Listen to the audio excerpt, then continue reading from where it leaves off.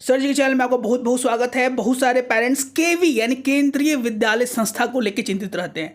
ये पूरा video micro detailing की जाएगी, पूरे पेजेस की live on our laptop, each and every micro details. हमारा प्रयास रहेगा कि आपको सारी जानकारियाँ स्टेप बाय स्टेप देने का हम प्रयास करें, जिससे आपको सारे प्रॉब्लम्स को सॉर्ट आउट करने में परेशानी नहीं हो। ओनली फॉर द केंद्रीय विद्यालय and special coverage for the Bihar students.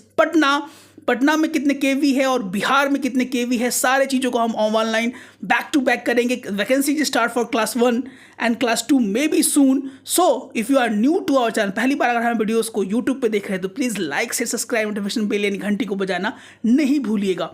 पूरा का पूरा माइक्रो डिटेलिंग हम लोग करने वाले हैं केंद्रीय विद्यालय संस्था, specially coverage on the Patna basis. तो लेट्स बिना किसी देर की शुरू किया जाए अपना ये प्यारा सा वीडियो। Let's sign in. केंद्रीय विद्यालय संस्था 24-25 न्यू जो गाइडलाइंस बनाया गया है। अभी तक हमारे चैनल को आपने सब्सक्राइब नहीं किया है, then what are you waiting for, please subscribe our channel. 19 pages, 19 page का पूरा नोटिफिकेशन है। आइए वन बाय वन देखा जाए। पहले तो जनरल गाइडलाइंस लें, उसके बाद स्पेशल प्रोविजंस हैं, एडमिशन प्रोसीजर क्या है, पूरा देखने का हम प्रयास करते हैं। जनरल गाइडलाइन क्या है, सस्पेंशन I6 co-faster किया गया है। द्वारा ये पास कर दिया गया है। न्यू दिल्ली से कोई केवी का जो है वो रूल पास होता है, उसके अनुसार कुछ डिफरेंसेस होते हैं। उनको केवीज को, जितने भी पटना और बिहार जो भी केवी है, पूरे इंडिया में जो भी केंद्रीय विद्यालय है, उनको ये रूल्स और रेगुलेशंस मानना ही होता है। पहला है कि कुछ कोटा होता है केवी एंड केंद्रीय विद्यालय संस्था में। जैसे आप एडमिशन्स के लिए करेंगे तो बहुत सारे कोटा होते हैं। उन कोटा को पहले हम देख लेते हैं कि किनका कितना % कोटा होता है, कैसे क्या होता है, किस गवर्नमेंट एम्प्लॉयज़ को कितना दिया जाता है, preference in single girl child policy क्या है, each and every micro detail. पहला है कि सेंट्रल गवर्नमेंट एम्प्लॉयज़, पहला डिफिनेशन में दिया गया है कि इनको employee who has regular employee working on the post sanctioned by the government in the substantive capacities and draw his emoluments from the consolidated funds of India. It will be included as IAS, IPS और IFOS को वहाँ पे preference दिया जाता है। Second number, state government employees, employee who is regular employee working on the post sanctions by the state government in the substantive capacities draw his emoluments and from the consolidated fund of the state. State government वाले employees को preference दिया जाता है, central government वाले employees को preference दिया जाता है। जिनका ट्रांसफरेबल जॉब है, लास्ट 7 ईयर में जो अपना दिखाएंगे कि मेरा यहाँ ट्रांसफ़र वहाँ ट्रांसफ़र हुआ है, उनको प्रेफरेंस दिया जाता है। Employee could be treated as transferred only if और she has been transferred by the competent authority from one place, urban agglomeration to another place, urban agglomerations which is at a distance of at least 20 kilometers and minimum period of stay at one place should be 6 months. जैसे मान लीजिए किसी आदमी का transfer यहाँ से वहाँ minimum 20 kilometre का ट्रांसफरेबल जॉब होना चाहिए और कम से कम 6 महीने में कम से कम उनका ट्रांसफ़र हुआ हो तो उनको ट्रांसफरेबल के जॉब में मांगा जाता है कि उनका ट्रांसफ़र होगा। फिर the working employee of autonomous body और public sector undertaking, organization which are fully financed by the government or where the government share is equally to or more than 50%। ऐसी संस्था जहाँ पे कोई काम करता हो और जहाँ पे गवर्नमेंट का जो शेयर है 50% से ज़्यादा हो, where the government has controlling interest could be deemed to be autonomous bodies। ऐसे बॉडी को autonomous बॉडी हम लोग करते हैं, या पब्लिक सेक्टर अंडरटेकिंग हम बोल सकते हैं ऑफ द सेंटर स्टेट। इस केस वाले पेरेंट्स को कि पेरेंट्स के बच्चे को प्रेफरेंस दिया जाता है। अब प्रायोरिटीज़ के बेसिस पे देखा जाए तो केंद्रीय Vidyalaya under civil defence sector वाले बच्चों को प्रेफरेंस दिया जाता है। चिल्ड्रन ऑफ ट्रांसफरेबल और non transferable employees of autonomous body, उनको प्रेफरेंस दिया जाता है। Children of transferable and transferable government employees, उनको प्रेफरेंस दिया जाता है। इन सारी चीज़ों को प्रेफरेंस दिया जाता है। Children from any other categories, इनको प्रेफरेंस दिया जाता है। अब हम बात करने वाले हैं preference in admission to the ward will be based on the number of transfer of the parents in last 7 years. यानी 7 साल में कितना ट्रांसफ़र हुआ है उनकी जॉब को, उनको देखते हुए भी प्रेफरेंस दी जाती है। फॉर एग्जाम्पल किसी पेरेंट्स का 7 साल में 5 या 6 बार ट्रांसफ़र हो गया है या होने के चांसेस ज़्यादा रहते हैं ट्रांसफ़र, तो ऐसे पेरेंट्स को ज़्यादा प्रेफरेंस दिया जाता है केवी के एडमिशन्स के लिए। Now Kendriya Vidyalaya under project sector institutes of higher learning, यहाँ पे दिया हुआ है कि preference in admissions will be given to the children of serving employee, जो सर्विस दे रहे हैं सेंट्रल गवर्नमेंट में, स्टेट गवर्नमेंट में, डिप्यूटेशंस एम्प्लॉयज़ को, रिटायर्ड एम्प्लॉयज़ को, directly hire contractual employee by the project IHL in that order. तो इन बच्चों को ज़्यादा प्रेफरेंसेस वहाँ पे दिया जाता है। और उसके बाद जो इम्पोर्टेंट चीज़ है वो एज को लेकर है। आइए एज पे ध्यान दिया जाए। ये तो हो गया कि किस वाले पेरेंट्स को कितना प्रेफरेंस दिया जाता है और किन प्रेफरेंसेस के बाद क्या चीज़ें हैं। अब एज के बारे में बात कर लीजिए, क्या एज रखा गया है सर। एज जो क्लास 1 के बच्चों का रखा गया है, यहाँ पे आप साफ साफ देख सकते हैं क्लास 1 के बच्चों का जो एज है 6 साल बट लेस देन 8 ईयर्स। कम से कम 6 साल और 8 साल से कम होना चाहिए, ऐसे बच्चों का एडमिशन क्लास 1 में हो सकता है। क्लास 2 से लेके क्लास उसके बाद जो भी है 7 ईयर्स होना चाहिए मिनिमम एज और 9 साल से कम होना चाहिए। क्लास 3 वाले बच्चों का 8 साल होना चाहिए बट लेस देन 10 ईयर्स, 10 साल से कम होना चाहिए। ऐसे ही सब्सिक्वेंटली आप सारे बच्चों का दे सकते हैं। क्लास 10 में देखिए 14 साल मिनिमम एज होना चाहिए, 16 साल से एज कम होना चाहिए। ऐसे बच्चों का क्लास 10th में भी एडमिशन हो सकता है। एज से रिलेटेड भी बहुत लोगों को बहुत सारा प्रॉब्लम होता है, तो एज से रिलेटेड साफ साफ शब्दों में हमारी तरफ से कोई चीज़ बनाया नहीं गया है। हमारा प्रयास रहता है कि जो चीज़ दिया गया है सटीक जानकारी में सही तरीके से आप लोगों को समझाया जाए। अपने तरीके से कोई काट पिट चट हम लोग नहीं करना चाहते हैं। जो जानकारियाँ अच्छी हैं सच्ची हैं उनको आपको बताने का प्रयास करने का हमारा नियत रहता है। और पहली बार हमारे चैनल को यूट्यूब पर देख रहे हैं तो प्लीज़ लाइक से सब्सक्राइब और शेयर करना ना भूलिएगा।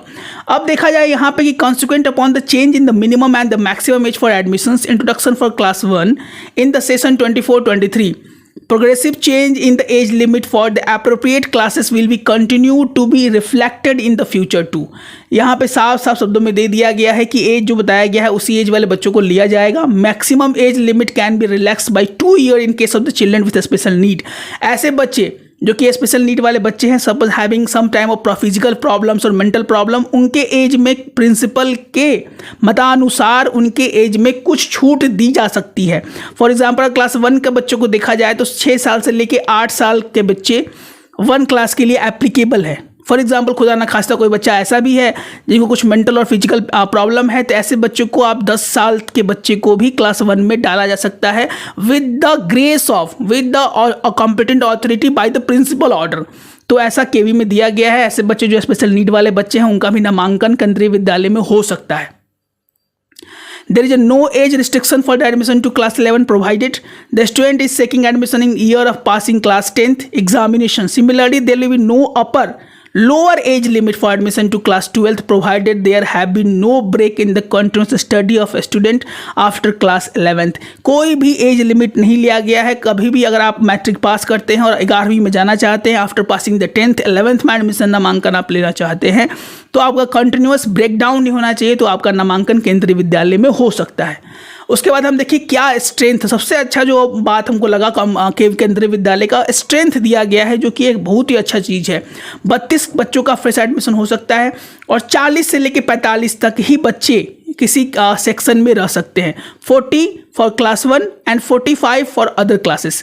40 बच्चे को ही एक सेक्शन में रखा जाएगा। उसके बाद उनका नामांकन अगर होता है तो अलग सेक्शन में, फॉर एग्जाम्पल 1A में बच्चे 40 हो चुके हैं तो उनको 1B में ट्रांसफ़र किया जाएगा, 1C में ट्रांसफ़र किया जाएगा, 1D में ट्रांसफ़र किया जाएगा। ये चीज़ें बहुत ही अच्छी लगे हम, चूँकि जो एक रेशियो है, स्टैंडर्ड रेशियो केंद्रीय विद्यालय इसको मेंटेन करने का प्रयास कर रहा है और करना भी चाहिए और सब विद्यालय को इनको देख के सीखना भी चाहिए।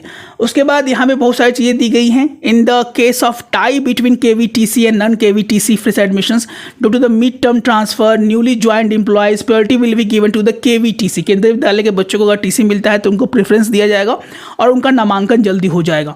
Deputy commissioner of the regions concern shall be decide re-allot of the KV in case of KVTC cases so that the enrollment should not cross 40 to 45 per section as specified in the above table. The upper limit of the class strength from class 1 40 for academic 24-25 and will continue to be implemented progressively in the subsequent academic session। ये बहुत अच्छी बात है कि आज इसके बाद जो भी सेशन में आने वाले हैं 25-26 हो, 26-27 हो, साफ साथ गवर्नमेंट का ये ऑर्डर है कि 40 बच्चों से ज़्यादा आपको नामांकन नहीं लेना है एक सेक्शन वाले बच्चों के लिए। बहुत ही इंपॉर्टेंट पॉइंट निकल के आया है। केंद्रीय विद्यालय संस्था ने बहुत ही अच्छा स्टेप लिया है और ये चीज़ें बहुत ही इंपॉर्टेंट है। पॉइंट नंबर 3 कि इससे ज़्यादा बच्चे किसी भी सेशन में इसके बाद नहीं रहेंगे। For class 1, for class 2, for class 3 in the session 25, 26, 27 and so on. तो अच्छा बात है। उसके बाद देखा जाए रिजर्वेशन को लेकर बहुत ज़्यादा प्रॉब्लम रहता है। सर किन कास्ट के बच्चों का क्या रिजर्वेशन रहता है? 50% रिजर्वेशन जो है वो SC कास्ट वाले बच्चों का रहता है। 15% अगर आप SC कास्ट से है, शेड्यूल्ड कास्ट से, तो आपका रिजर्वेशन है। 7.5% रिजर्व्ड हैं आप अगर आप ST से आते हैं, शेड्यूल्ड ट्राइब से। 27% सीट जो है वो रिजर्व है अगर आप OBC से आते हैं। Backward classes NCL non creaming layer से आते हैं। Non creamy layer should be reserve in the fresh admission in all the केंद्रीय विद्यालय। जितने भी इंडिया में, भारत में केंद्रीय विद्यालय हैं, वहाँ पे ये रूल्स चलता ही चलता है। रिपीट, 15% सीट रिजर्व रहता है शेड्यूल कास्ट के लिए, 7.5% सीट का रिजर्व रहता है शेड्यूल ट्राइब्स के लिए, 27% सीट रिजर्व रहता है बैकवर्ड क्लासेस यानी OBC NCL other backward classes. Non creamy layer के आप हैं तो आपको केंद्रीय विद्यालय में 27% आरक्षण का लाभ मिलेगा।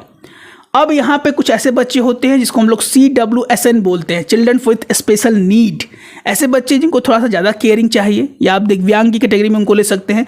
ऐसे बच्चों को 3% रिजर्वेशन दिया जाता है कोई भी केंद्रीय विद्यालय के नामांकन में। अब हम बात करेंगे admission to the KV transfer certificate including local transfer. Admission of the KV with the KVTC will be considered subject to the class strength। इतना क्लास स्ट्रेंथ है उसके अनुसार अगर कहीं से आप ट्रांसफर लेके KV में आ रहे हैं तो स्ट्रेंथ कितना है विद्यालय का वो चेक किया जाएगा। इन द टेबल दिया गया है, ऊपर की चीज़ों में बता दिया गया है। कैटेगरी 1 से आप बिलोंग करते हैं, category 2 the parent civil service से हैं, डिफेंस से हैं, तो आपको इन चीज़ों का छूट मिलेगा। Subject to the class strength, class strength कैसा है उसके बाद अगर क्लास स्ट्रेंथ में उतने बच्चे नहीं हैं तो आपको एडमिशन वहाँ पे मिल जाएगा। मोटा मोटा समझने का हम प्रयास करें। फॉर एग्जाम्पल आप किसी एक KV में गए, पटना के KV में गए, एग्जाम्पल लेते हैं KV कंकरबाग में आपने गए, वहाँ पर बच्चों की संख्या 40 है तो आपको KV बेली रोड में, KV दानापुर में कहीं ना कहीं ट्रांसफ़र कर दिया जाएगा। अगर सेक्शन में 49 या 39 बच्चे ही हैं तो आपका नामांकन उस विद्यालय में ले लिया जाएगा। अगर आप कैटेगरी 1, कैटेगरी 2, डिफेंस सब कैटेगरी से आते हैं तो आपका नामांकन वहाँ पे अच्छे से हो जाएगा। हर एक पॉइंट्स को हम समझाने का प्रयास करते हैं। वीडियो लंबा होगा पर हमारा कोशिश है कि आपको हर एक पॉइंट समझा दिया जाए। अब यहाँ पे हम फ्रेश एडमिशन्स की बात कर रहे हैं। क्लास 10th और 12th वाले बच्चों का फ्रेश एडमिशन जो है क्लास 12th और 12th वाले बच्चों का वो हो जाना चाहिए आफ्टर बोर्ड रिजल्ट। जैसे ही बोर्ड का रिजल्ट आउट होगा, CBSE बोर्ड का रिजल्ट 10th क्लास का आउट होगा, उसके 1 महीने के अंदर ही क्लास 10th और 12th वाले बच्चों का नामांकन हो जाना चाहिए। तो इसको थोड़ा सा हम बाद वाले वीडियोज़ में कवर करने का प्रयास करेंगे। अभी हम लोग ये देख लेते हैं स्पेशल प्रोविजंस क्या बनाए गए हैं और कैसे कैसे क्या होता है। उसके बाद जो इंपॉर्टेंट चीज़ दिया गया है कि किससे बच्चों को स्पेशल प्रोविजन और गाइडलाइंस दिया जाता है। Children of serving employee of KV Kendriya विद्यालय संस्था के बच्चों को स्पेशल प्रेफरेंस दिया जाता है। रीजनल ऑफिस में काम करने वाले एम्प्लॉय के बच्चों को प्रेफरेंस दिया जाता है। JIETs के बच्चे को ज़्यादा प्रेफरेंस दिया जाता है।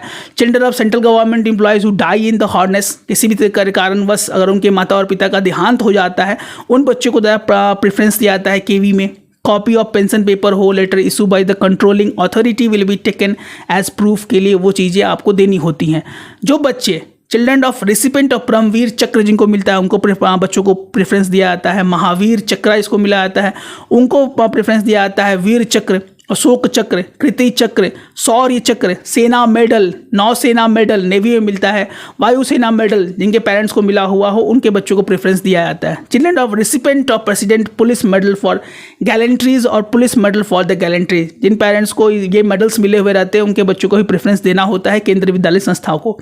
मेरिटोरियस बच्चे जो कि कोई भी लेवल 1, लेवल 2, लेवल 3 इंडिया में SGFI में CBSE के थ्रू या नेशनल या स्टेट लेवल में उन्होंने कोई भी रैंक हासिल किया है या रैंक 1 हासिल किया हो, रैंक 2 हासिल किया हो या रैंक 3 हासिल किया हो, उन बच्चों को प्रेफरेंस दिया जाता है। जो बच्चे राष्ट्रपति पुरस्कार लेके आए हैं स्कॉट्स गार्ड्स में उन बच्चों को प्रेफरेंस दिया जाता है। जो बच्चे प्रधानमंत्री राष्ट्रीय बाल पुरस्कार से सम्मानित किए गए हैं उन बच्चों को प्रेफरेंस दिया जाता है। जो बच्चे कला उत्सव विनर हैं उनको बच्चों को प्रेफरेंस दिया जाता है। जिन बच्चों के माता पिता का देहांत कोरोना के पेंडेमिक के कारण हुआ हो उन बच्चों को भी प्रेफरेंस यहाँ पे दिया जाएगा, जो कि साफ साफ शब्दों में लिया गया है। इसको हम शब्द साफ पढ़ने का प्रयास करते हैं और समझाने का भी प्रयास करते हैं। Children orphan to the COVID-19 pandemic will be consider for the admissions over and above the class strength. किसी भी कारणवश कोरोना से उनके अगर पेरेंट्स का देहांत होता हो तो अगर फूल है भी तो स्ट्रेंथ के ऊपर भी लिया जाएगा under PM care for children schemes. The admission will be done on the basis of list given by the district magistrate of the concern district subject to 10 children per KV and maximum 2 children per class. 10 बच्चों का नामांकन किसी भी कारण किसी भी हालत में हर एक केंद्रीय विद्यालय को लेना है, जो कि प्रधानमंत्री श्री नरेंद्र मोदी जी के आदेशानुसार ये चीज़ें बताई गई हैं। Children's will be exempted from payment of fees, कोई फी उनको नहीं देना है, ना ट्यूशन फी ना computer fees. And from class 10 से लेके क्लास 12 वाले बच्चों को only for the registered candidate in PM cares for children portal. जो बच्चे पीएम केयर चिल्ड्रन पोर्टल में एडमिट हैं, जिनका रजिस्ट्रेशन हो चुका है, उन बच्चों को 1 रुपया भी क्लास 12 तक नहीं देना है। और जिन बच्चों के पेरेंट्स यानी माता पिता का देहांत किसी भी कारणवश कोरोना पेंडेमिक में हो गया हो, किसी भी कारणवश करने का मतलब कोरोना से ही हुआ हो, तभी उन बच्चों का नामांकन इसमें होगा। Admissions of ward and Kashmir migrant will be given as per the following conditions. जो कश्मीर के माइग्रेंट्स हैं, जो कश्मीर से हटे हुए हैं या किसी कारणवश वहाँ पे नहीं रहते हैं, उनको भी रिलैक्सेशन के तहत यहाँ केवी में देखा जाता है। उसके बाद डीआरडीओ के बच्चों को enrolment is less than 40 for class 1 and 45 all the classes. वहाँ भी admission of ward of arm paramilitary forces other versus वाले बच्चों को सीआईएसएफ हो, एनएसजी कमांडोज हो, असम राइफल्स हो, school run by the Indian coast guards हो, इसरो के AES atomic energy education society या DRDO will be entertain only if the enrolment is less than 40। अगर 40 से कम है तो इन बच्चों को ही प्रेफरेंस दिया जाएगा। And class 45 for all other classes. अगर 45 से भी कम है तो इन बच्चों के इन पेरेंट्स के बच्चों को नामांकन में बहुत ज़्यादा छूट देने का प्रयास केवी केंद्रीय विद्यालय संस्था करती है। इसके बाद जो इम्पोर्टेंट है सीआरएफ, बीएसएफ, आईटीबीपी, एसएसबी, सशस्त्र सीमा बल, सीआईएसएफ, एनएसजी कमांडोज को ये छूट दी जाती है। अब कैसे एडमिशन होगा सर? रजिस्ट्रेशन सबसे पहले बात है कि सारे केवीज जो है अपना एक निकालते हैं, दिया हुआ है as advertisement for online registration of KV shall be issue by the regional office in the local newspaper as per the admission schedule issued by the KV headquarter, inviting parents to register their wards for admission in Kendriya Vidyalayas. This advertisement should specifically indicate the admissions in Kendriya Vidyalaya are not restricted to central government employees and open to all. Only certain priority have been laid down for different categories to regulate the admissions. Reservation for SC, ST, OBC, NCL, CWSN under RTE Act 2009 shall be indicated. यहाँ पे साफ शब्दों में दिया गया है, ऐसा कतई नहीं है कि जो बच्चे हैं बस केंद्रीय विद्यालय या पैरामिलिट्री फोर्स, एनएसजी कमांडोज उन्हीं के बच्चों का होगा। सारे बच्चों के लिए ओपन रहता है। उसके कुछ रूल्स हैं जिनको अगर आप फॉलो करते हैं तो आप भी केंद्रीय विद्यालय में एडमिशंस के लिए अप्लाई कर सकते हैं।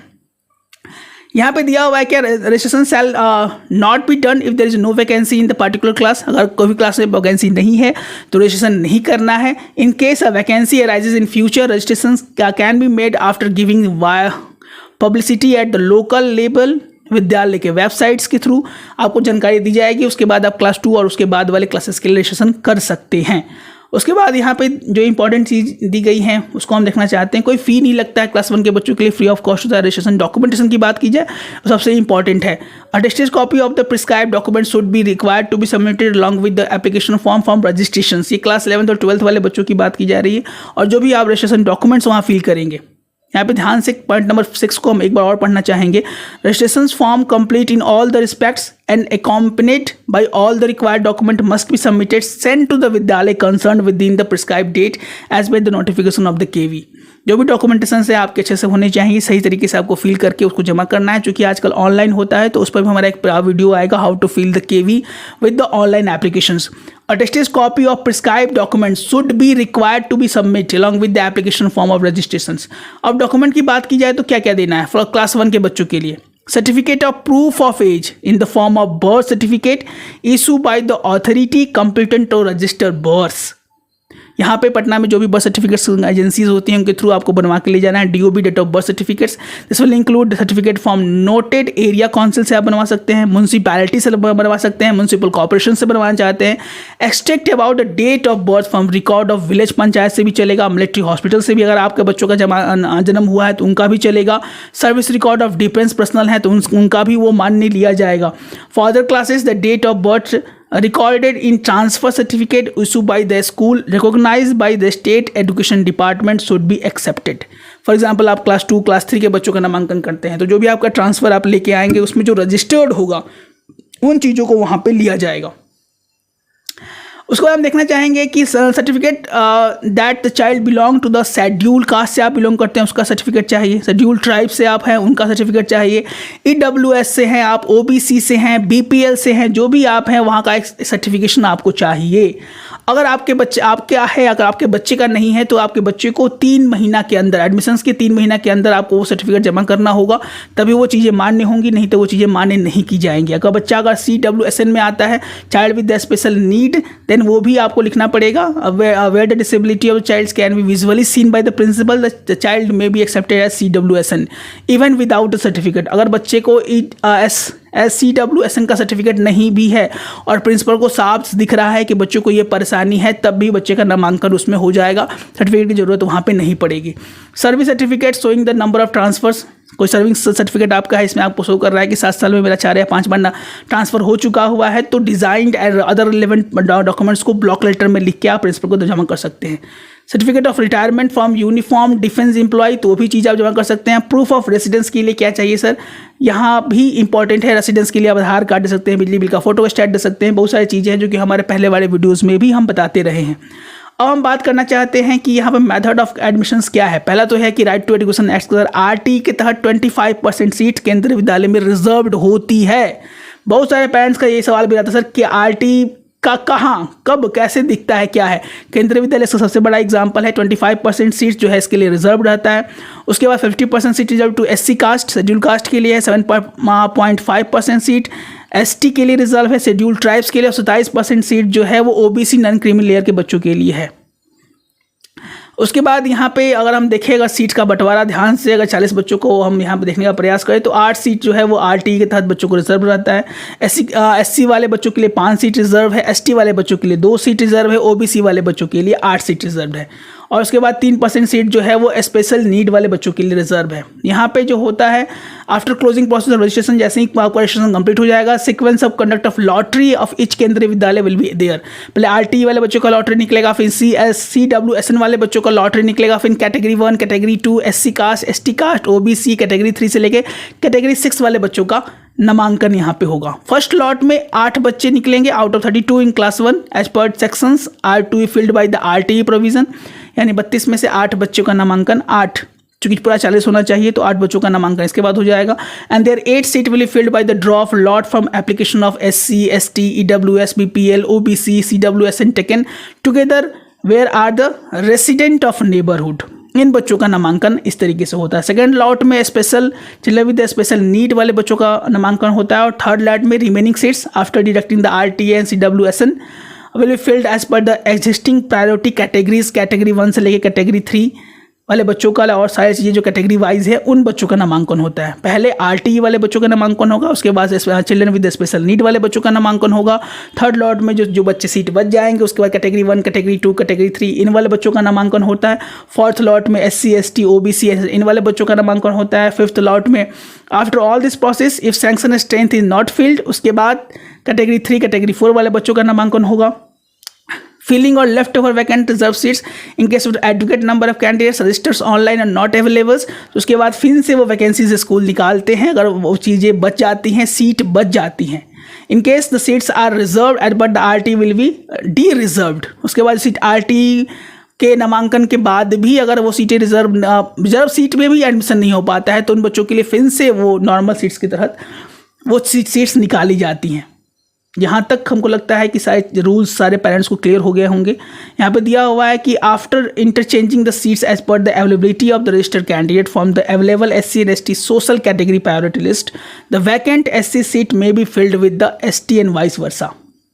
उसके बाद the aggregations may be obtained by continuing all the admitted SC and ST candidates of all the categories in a single section KV। Total SC and ST seat is 8, 5 SC और 3 ST, यानी 8 seat जो है वो SC और ST वाले बच्चों को लेना होता है। इसमें से 5 जो है वो शेड्यूल कास्ट के बच्चे होते हैं और 3 जो है शेड्यूल ट्राइब्स के बच्चे होते हैं। 6 SC and ST candidate have been admitted. Clarification, OBC seats can not be interchange with SC and ST और RT। जो बच्चे OBC के लिए है वो OBC के लिए ही रिजर्व रहता है, उनके सीट्स को SC, ST और RT के लिए इंटरचेंज नहीं किया जाता है। इन case of vacant seat of OBC, after going through the process mentioned in the para number 646, still reserved seat for OBC are unfilled, it may be filled with the remaining waiting list eligible candidates from priority categories within the approved class limit. Definition, eligibility criteria of disadvantaged group, weaker section, BPL, OBC will be notified on the concerned state government and in चीज़ों को देखा जाता है। उसके बाद definition of disadvantage group क्या है sir, ऐसे बच्चे क्या है जिनको डिसएडवांटेज ग्रुप में डाला जाएगा। इसको schedule caste, schedule tribes, socially and educationally backward classes such as having the disadvantage owing to social, cultural, economical, geographical, linguistic, gender, such as the factors as mentioned specified by the appropriate government by the notifications।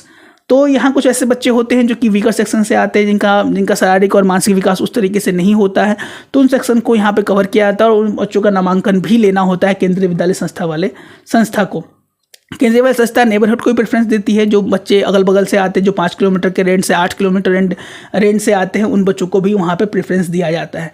अब हम बात करें sir कैसे क्या होता है। एक committee होता है 5 मेंबर्स का, जिसमें प्रिंसिपल होते हैं, टीचर्स होते हैं, 2 पेरेंट्स होता है और एक वीएमसी होता है। वीएमसी इनका एक कमेटी होता है 5 मेंबर्स का, वही सारे डिसीजंस लेते हैं। इसमें principal, teacher, 2 parents, member 1 parent is to be inform to be candidate to be council under the section RTE, उनको लेकर नामांकन कराया जाता है। No fee to be charge for the childrens admitted to the 25% quota. जो RTE से registered बच्चे हैं उनसे 1 पैसा भी नहीं लिया जाता है। Once the childrens are admitted in class 1 under RTE act, they will be continue to enjoy exemption and concern till class 8 in the same KV। 8 तक कोई भी बच्चा मान लीजिए इनका नामांकन KV RTE के रूल पे होता है, तो 8 क्लास तक केंद्रीय विद्यालय में 1 पैसा भी ऐसे बच्चों को नहीं देना होता है। Admission proof of the parents should be furnished at the time of registration. जैसे एडमिशन प्रूफ आपको उस समय देना होगा जब आप रजिस्ट्रेशन कर रहे हो, एंड इन चीज़ों को दी जाती है। मेथड क्या है for class 2 and class 8। Class 2 और क्लास 8 वाले जो भी रूल्स ऊपर दिए गए हैं उनको प्रेफरेंसेस दिया जाता है, लेकिन क्लास 2 से लेकर क्लास 8 वाले बच्चों का वहाँ पर रिटन एग्जाम के बेसिस पर ही एडमिशन लिया जाता है, और जो क्लास लिमिट है उन चीज़ों को देखकर ही प्रेफरेंसेस दिया जाता है। क्लास 9 वाले बच्चों का एडमिशन टेस्ट का होता है, जो क्लास 10 में बच्चे चाहते हैं कि उनका हो। अगर वैकेंसीज आउट हो तो KV जो है केंद्रीय विद्यालय संस्था के स्कूल विद्यालय अपनी वैकेंसीज निकालते हैं, उसके आधार पर क्लास 9 में बच्चों का नामांकन होता है। जो क्लास 9 में नामांकन होगा वो बच्चों के टेस्ट के आधार पर होगा, जो कि 100 मार्क्स का टेस्ट होता है। 3 घंटे का एग्जाम होता है, Hindi, English, math, social science and science 20-20 number का। इसमें भी 33% सीटें रिजर्व होती हैं। SC ST will be eligible for admission से 25% एग्रीगेट। 35% जो मिनिमम स्कोर करेंगे वो क्वालिफाई हो जाते हैं, और बच्चे SC से हैं, ST से हैं, CWSN से हैं, वो 25% में ही उनका नामांकन हो जाता है। 11th वाले को हम स्पेशली कवर करेंगे फॉर द KV। ये चीज़ें बहुत ज़्यादा इंपॉर्टेंट है, इसको हम कवर करने का प्रयास कर रहे थे। शायद इनमें कुछ हद तक आपको ये चीज़ें क्लियर हो गई होंगी, क्या नामांकन प्रोसेस है, क्या एज है, कैसे नामांकन होता है। अब विद्यालय की बात की जाए तो पूरे बिहार में कितने विद्यालय, उसको भी एक बार हम कवर कर लेते हैं। तो पटना की बात की जाए तो हम पटना पूरे बिहार में पटना से लेकर जहाँ जहाँ विद्यालय है वहाँ हम बात करने वाले हैं। पटना आरा में है, इसका कोड आप देख सकते हैं, आता है खगौल में है, दानापुर कैंट में है, बरौनी में है, AFS बीटा में है, मोकामा घाट, राजगीर, जमालपुर, सोनपुर, और उसके बाद RAU पूषा में है, उसके बाद जवाहर नगर में है, कंकड़बाग पटना FS में है, बेरी रोड पटना FS में है, खगड़िया में है, शिवहर में है, कटिहार में है, घरहरा में है, और HFC बरौनी में है, सहरसा में है, गया में है, गया नंबर 1, गया नंबर 2। इतना पूरा बिहार में अगर बात की जाए तो इतने KV की संख्या काउंट की जाए तो 1 2 3 4 5 6 7 8 9 10 11 12 13 14 15 16 17 18 केंद्रीय विद्यालय पटना, 18 19 20 21 लगभग 21 केंद्रीय विद्यालय पटना में वर्क कर रहे हैं। सॉरी, पटना नहीं, पूरे बिहार में है। और इसके वेबसाइट के थ्रू आप फॉर्म को फिल कर सकते हैं। How to fill the forms, ये भी एक बहुत बड़ा प्रॉब्लम है पेरेंट्स को कि सर फॉर्म को कैसे तरीके से फिल करें केंद्रीय विद्यालय संस्था के। इस पर भी हमारा एक नया वीडियो आएगा, इसमें हम बड़ा बताने का प्रयास करेंगे कि केंद्रीय विद्यालय संस्था के फॉर्म्स को आप कैसे तरीके से फिल कर सकते हैं। अगर पहली बार हमारे वीडियोज़ को यूट्यूब पर देख रहे हैं, हमारा प्रयास है ये वीडियो लंबा हुआ और हमारा प्रयास रहा कि हमारे पॉइंट्स को 1 to 1 डील करने का प्रयास करें बिना कोई काट छाट के। अगर पहली बार हमारे वीडियोस को यूट्यूब पे देख रहे हैं तो प्लीज़ लाइक से सब्सक्राइब, नोटिफिकेशन बेल यानी घंटी को बजाना नहीं भूलिएगा। मिलते हैं अपने एक और अच्छे वीडियो के साथ, तब तक स्वस्थ रहें, मस्त रहें। जय हिंद, जय